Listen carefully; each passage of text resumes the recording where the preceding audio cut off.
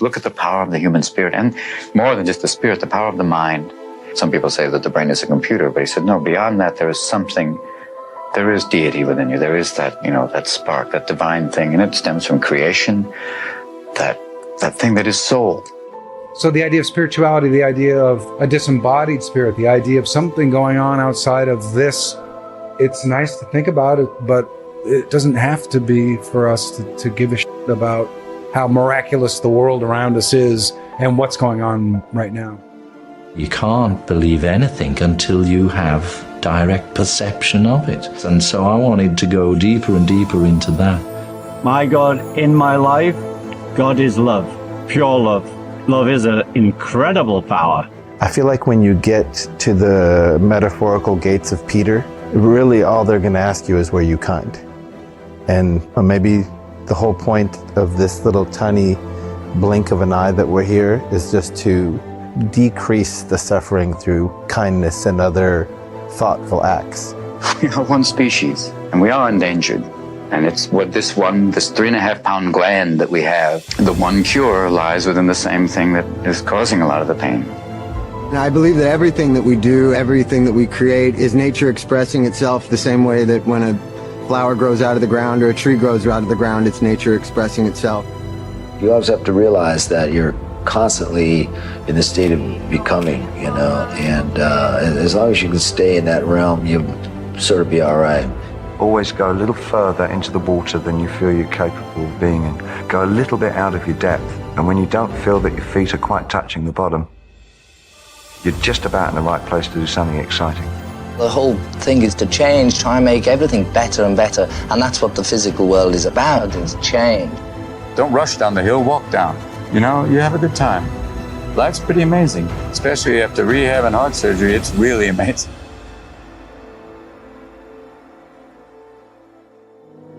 I happened to get into meditation through music, really, Indian music. And I went to India to learn a bit of Indian music, and inside I always had a desire to know about yogis.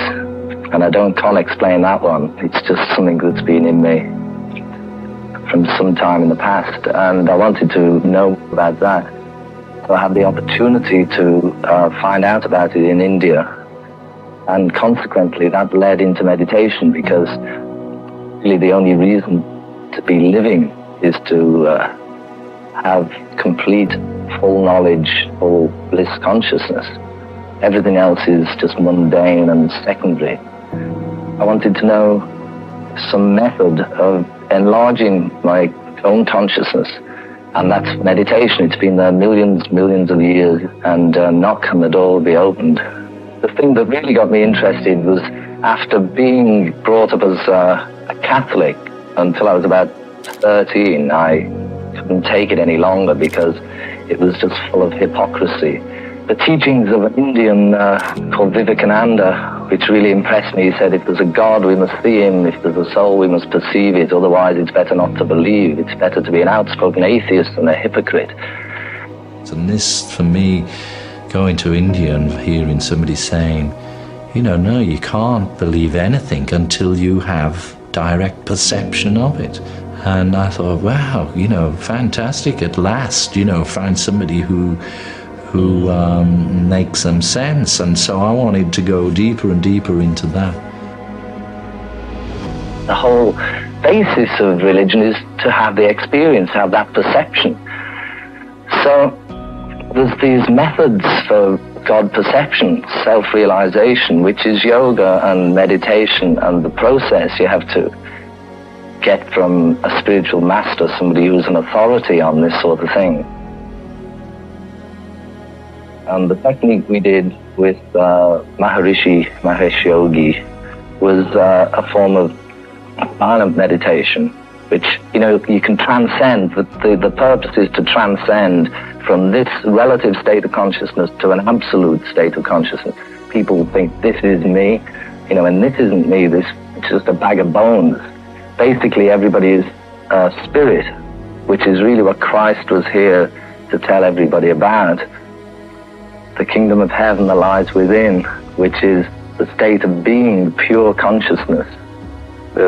So through many years of pollution of consciousness through material energy and this association, then we've all ended up in a fallen state. But really, everybody is basically potentially divine.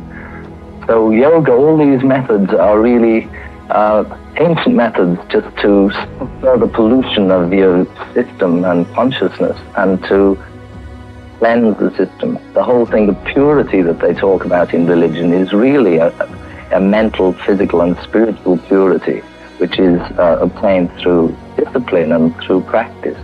So the meditation we did with Maharishi Mahesh Yogi was to sit silently and to transcend through the sense of sound, like you can transcend with hearing or with touch or taste or vision. Like I think some Buddhists meditate by concentrating on an object, like either a garden, Japanese gardens, on candles, looking into the flame, and they transcend that way. But this method was to transcend through sound. So you're given a mantra. The mantra brings all your body to rest. It calms everything down, and it brings sort of harmony and union just to all your senses. And this way, your thoughts become fine and fine and fine until you can arrive at a point which is transcendental, which means beyond. It's beyond the senses, beyond intellect.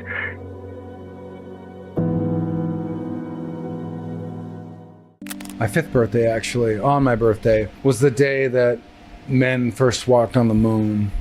That sort of became part of normal life. Like, wow, this is the world, this is life, this is living. Stuff like that happens, and then a guy goes to the moon, and then cool stuff. That's where we somehow managed to focus an incredible amount of resources and energy on useless stuff that doesn't mean anything, like following celebrities that are celebrities for the sake of being celebrities, and buying magazines that they're in, and spending hours of the day thinking about who they are and what they're doing and what clothes they're wearing and what songs they're listening to and who gives a And by the same token, we're still sort of participating in a system that ecologically is slowly but surely destroying everything, and everyone can say that, everyone kind of knows that, even the naysayers sort of have to believe it at this point, but nothing's really changing. And that's all, that's just kind of a strange thing to me. I see sort of the simple truth in a baby, in simple things, because they're taking them simply and they're finding like a universe in something that's very small, that's very simple, that we all take for granted. That's much more important than what some idiot is wearing on a red carpet. To me, it's the kind of the simplicity of like that banana over there, which is pretty amazing.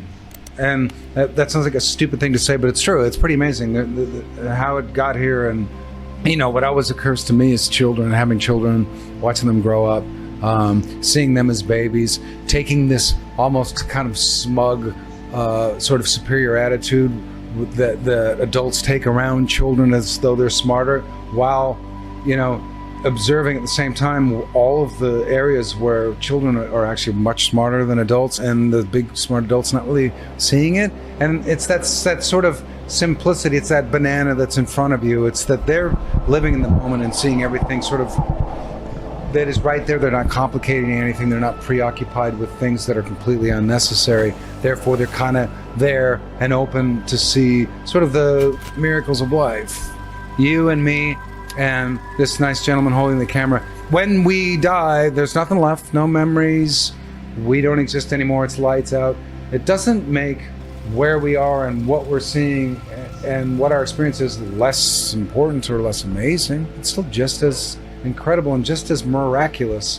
So the idea of spirituality, the idea of a disembodied spirit, the idea of something going on outside of this, it's nice to think about it. It's great if it's there, but it doesn't have to be for us to give a shit about how miraculous the world around us is and what's going on right now.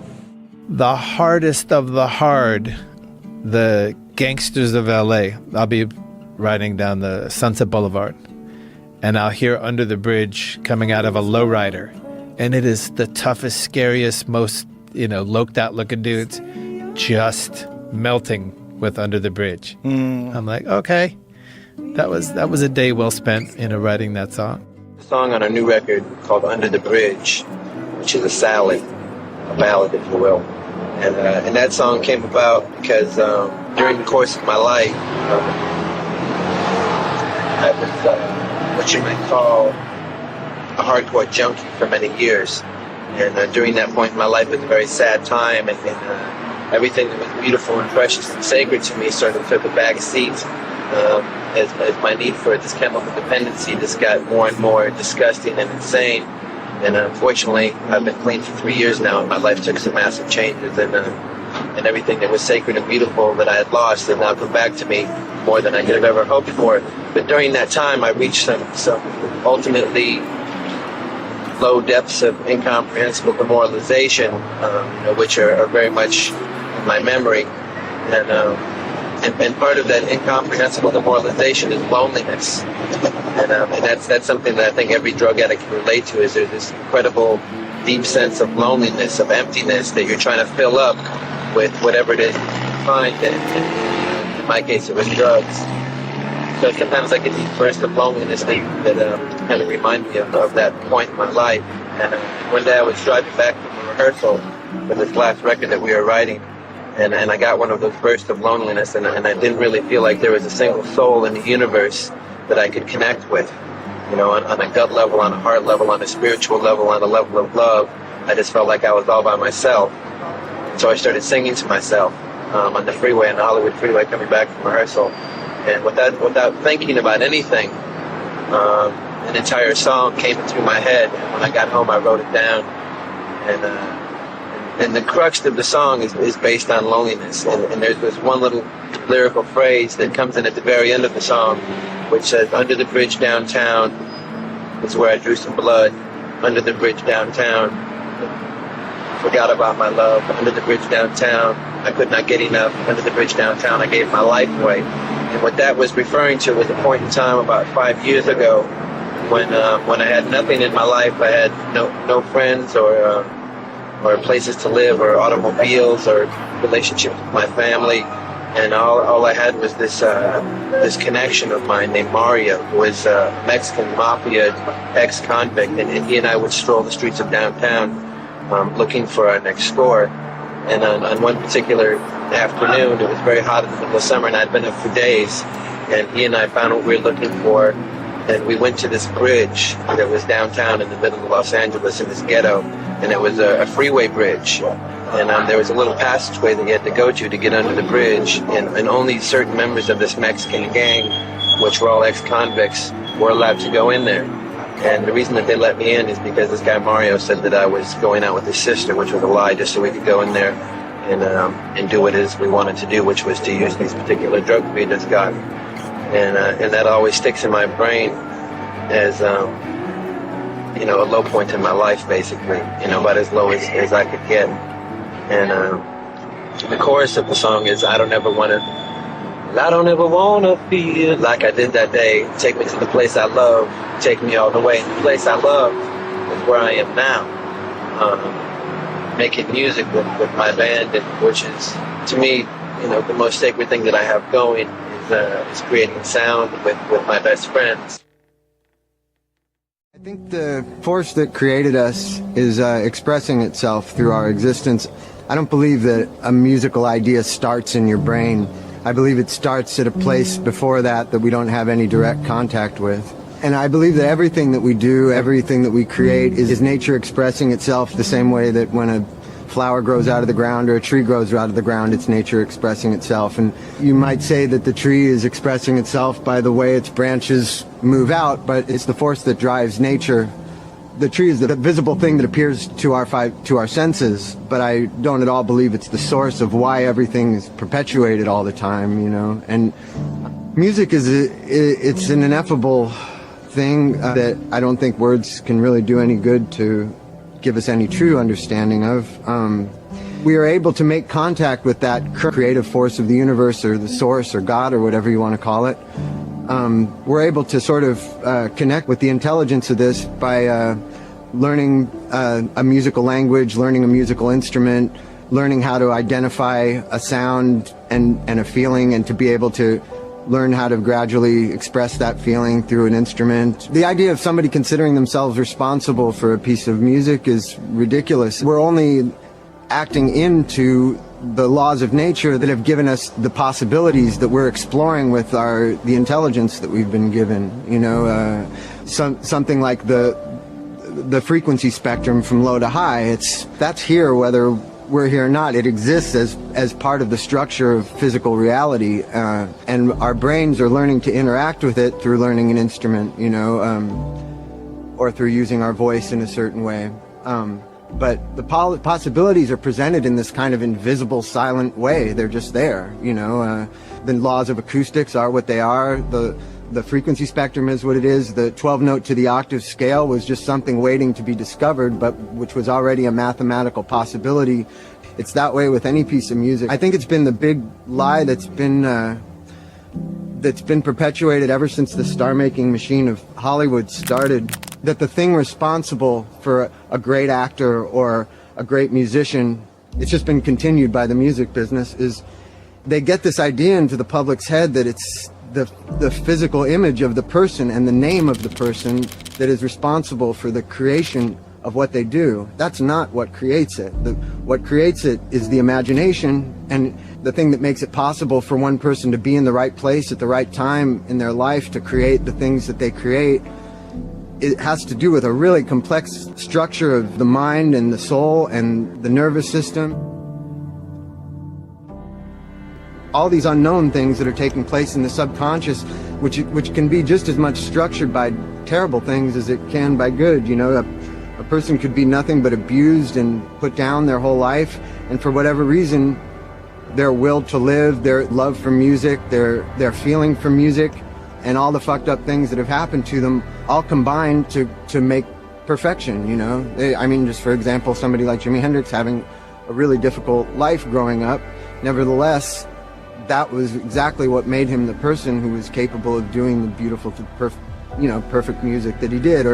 Or some kind of disadvantage like Beethoven being deaf, you know, things that appear to be disadvantages somehow in the complex network of the universe's intelligence end up working towards making this perfection. I really don't believe that somebody would do it with some kind of a perfect life. And this is just all stuff, it can't be explained. Nobody understands why it is that results in it, but it's not because Jimi Hendrix looked the way he looked. It's not because Jimi Hendrix danced the way he danced, or because his name was Jimi Hendrix, you know. It's like these things are just meaningless, yet the way that the business has used these media tools has perpetuated this idea that what's important is that he's the greatest guitarist ever, and he's Jimi Hendrix, and there's his picture, that's him. And it's like the only real picture of him is his music, you know. The only thing that we should be like putting up on a pedestal is the works of somebody's imagination, and the imagination itself should be catered to by the people whose responsibility it is to take somebody's music from them to an audience, you know. It's the real star of the whole thing. I don't believe that the human being is the star, and I don't believe their name is the star. I think it's their imagination that's the star. And just because it's something you can't package, just because it's something you can't take a picture of, just because it's something you can't measure by it's #1, or it's sold this amount, or this many people love it, or this many people come to see it, there's no way to quantify the imagination, and there's no way to sell it directly. I'm going to ask you a very simple question, Ringo. What is God? God to me, my God in my life, God is love. Pure love. Love is an incredible power. You know, if you give out love, the reaction to it is so great, even to like crazy violent people. If you give out love, they stop for a minute because everybody notices love when it's coming your way. You know, and you feel incredible when you give love back. I feel that, you know, as you go through life, you make certain moves, and it's very hard, these moves, and you don't feel good about it. But if you're doing something with love, all of this behind you, all over the world, will support you. So that's how it is. That's how the world works. It's all the one God. The books I've read, it all says good and love. Vietnamese monk, whose name I can never pronounce, but he's saying that just in your daily life, to be doing things. And he says, like when you get to the traffic light, it's no good getting crazy. Just love the red light, and then when it changes, drive on. And he says, and when you're angry, it's no good being angry at yourself, because then you're twice as angry. I like to keep that in my life also. It's convoluted because there are a lot of religions that believe that their God is greater, or a lot of people. Yes, but that's people. This is not God. This is what the religion says, and the people who, are in that religion. I am not religious. I'm trying my best on a daily basis to have a spiritual life. I think, everybody wants their religion to be, universe-wide. And they're not. Like all the natives of long ago, most of them we wiped out in the name of religion, let live. The American Indians couldn't understand the concept of buying land. What do you mean you want the land? It's for all of us, And the world is for all of us. We are one. Now, I feel I had spiritual moments as a young kid. And, I feel I had spiritual moments as a teenager, just seconds. There's things I remember of this emotion. And, as you know, we went to India and Maharishi, and we tried that, and we looked at that. And since then, we're just like looking and searching and hoping and crying and laughing. I heard one guy say, Carl Jung, he was so great. He was asked, do you still believe in God? And he said, no. He says, I know. I don't need to believe. I know. He's the only one I ever knew who said, I know. How great is that? People are frightened of the word God. They don't, oh, God. Well, you can't just say God. Well, you can. Someone asked me once, well, what is your concept? And I went to go off into these 60s madness of energy and things like that. And I thought, oh my God. I don't know. God is love. Keep it simple. What do you think happens when you die? Personally, I believe I go somewhere. So you believe that your spirit is separate from your body? I do. Do you believe and the spirit does not cause the madness, and it's not the power-hungry situation that a lot of humans go into. That's the human condition. God is love. Love is love. And the more we put love in our life, that's all I ever want to say. There's more love on the planet. Most earthlings try very hard to be recognized for what they do, but when they become stars, sir, they realize they're recognized wherever they go. You have responsibilities, anxieties, and, well, to be honest, sir, some of them can't take it. Was instant stardom like that and instant fame like that disorienting? Very. It's like being taken from the bottom of Death Valley to the top of the Empire State Building in 2 seconds. It's totally disorienting. To be from, just performing in the Comedy Store, small clubs, and all of a sudden have everybody know you. And that happened. And that was instantaneous. And that it's a little frightening, too. People, if you're kind of shy, and sometimes I get kind of like this, that people they just look at you. Cocaine, what a wonderful drug. Anything that makes you paranoid and impotent, give me more of that. One of the great triumphs of your life was the way you beat drugs. But do you think that getting into them was the effect of success or just the atmosphere of the 70s, late 80s? Success was one. It's like the old joke. Do you have a drug problem? No, everybody had it. It was a great way of kind of avoiding contact. And then you get into this kind of, you want to pull back from it rather than experience it because it's frightening and you're trying to find some way to pull away. I think it was escaping from people, basically. From those people going, hey. When you're a celebrity, everybody wants a piece of you, sir.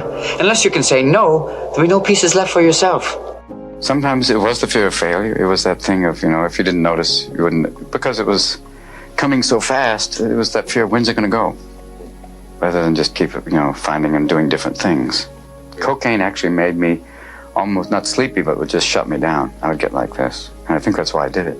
so I wouldn't have to experience. So it was cutting off from people, as Yeah, you said. it was isolating. It was, and then years later, after I stopped, when I see people, they're actually going, "You just made eye contact. How you doing?"